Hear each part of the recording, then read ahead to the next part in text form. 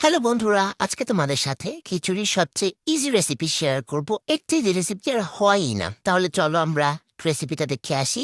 প্রথমে আমি এখানে তেল দিয়ে তেলের মধ্যে ছোট ছোট করে কেটে নেওয়া আলু দিয়ে দিয়েছিলাম। এরপরে দিয়ে দিয়েছিলাম হচ্ছে গিয়ে পেঁয়াজ বাটা, তারপরে আদা বাটা, রসুন বাটা। এরপরে সবকিছুকে ভালোভাবে তেলের সাথে ভেজে নিচ্ছিলাম। এরপরে দিয়ে দিয়েছিলাম চাল এবং ডাল। এখানে আমি চালের জন্য পোলাও চাল ব্যবহার করেছি আর 2 রকমের ডাল ব্যবহার করেছি। ওটাকে ভালো করে বেশ কিছুক্ষণ আমি ভেজে নিয়েছিলাম। এরপরে দিয়ে দিয়েছিলাম সব গুঁড়ো মশলাগুলো।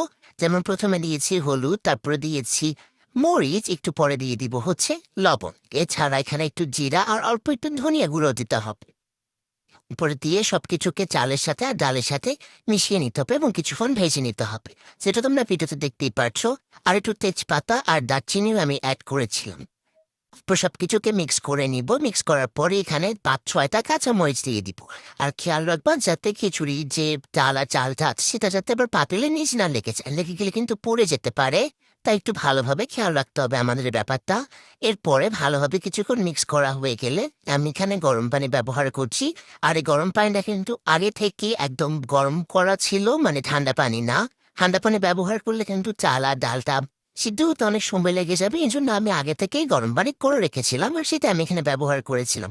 এরপর আমি অল্প একটু চিনি দিয়ে দিয়েছি। চিনি দিলে কিন্তু টেস্টটা অনেক বেড়ে যায়। তোমরা কিন্তু অবশ্যই দিয়ে দেখবা। এরপরে আমি এখানে দিয়েছি অল্প একটু কেওড়া জল, অল্প একটু গোলাপ জল দিয়ে দিব।